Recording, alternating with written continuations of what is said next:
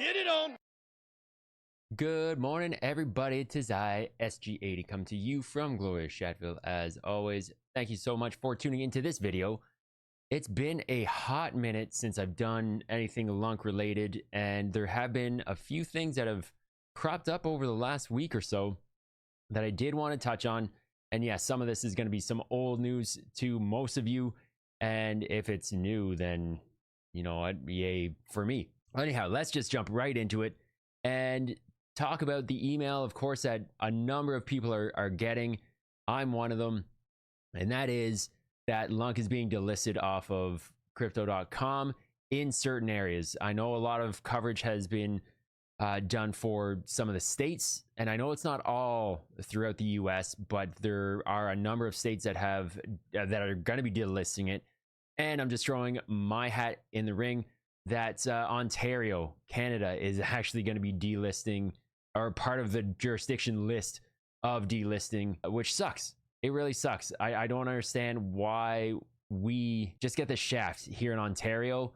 We have the conservative government, which is supposed to be very business forward. And anyhow, it's really annoying. I mean, we don't have access to Binance in Ontario either. And now this sort of stuff is coming through, and we're getting so kindly this rejection and delisting from crypto.com thanks to our government. So go Canada, go Ontario. Just ridiculous, and it's really annoying. So I don't know what this is going to mean for LUNC as a whole.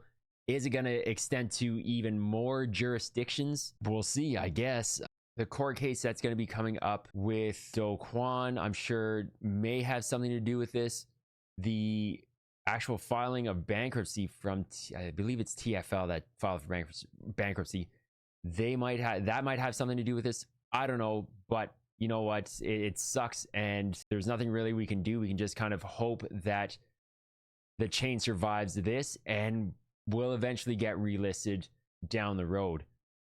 The other thing I wanted to touch on is this new spend proposal by the L1 task force. This one is pretty fresh. Got submitted yesterday evening, it looks like. I don't know how to feel about this.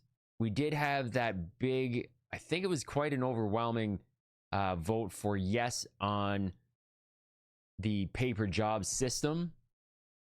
And now we're starting to hear that that pay per job system doesn't work for everything, for every kind of job.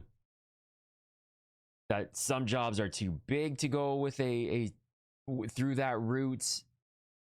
And I don't know if that is necessarily the case, because big jobs can ultimately, in my opinion, I'm not by any means a project manager, but big jobs can be broken down into smaller jobs that you can piece into a pay per job / milestone type of payment system. It is for a security upgrade, which ultimately we do need as a chain. So perhaps there are certain things that can maybe skirt or be skirted around a pay per job system.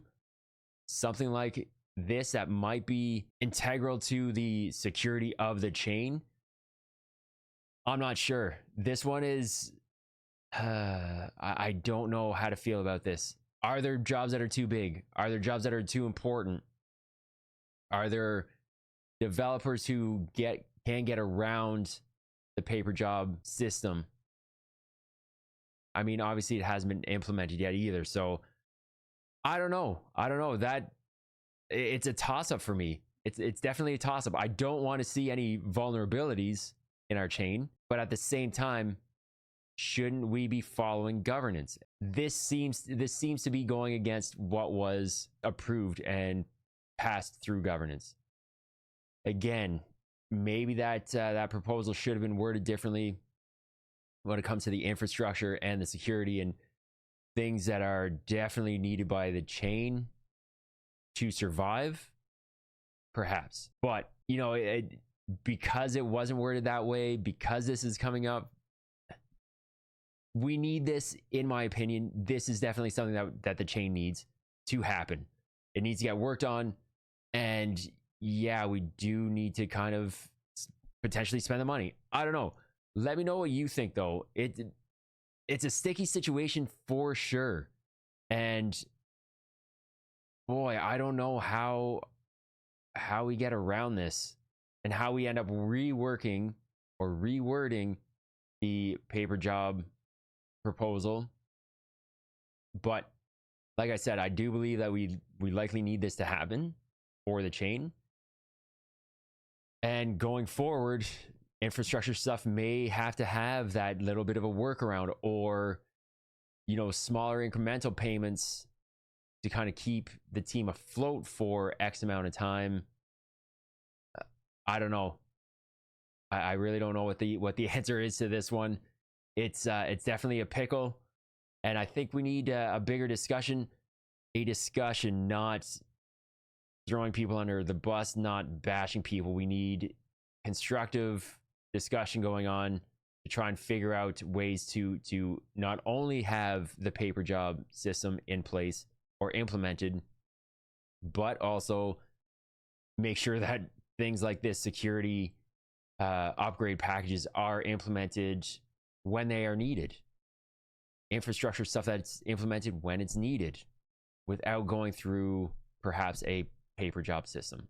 I don't know. Let me know what you think. If you like this sort of content, please hit that subscribe button. My goal is 1,000 subs by the end of the year. 500 is obviously the next goal, where I will be doing a bit of a giveaway for my Honeyland community.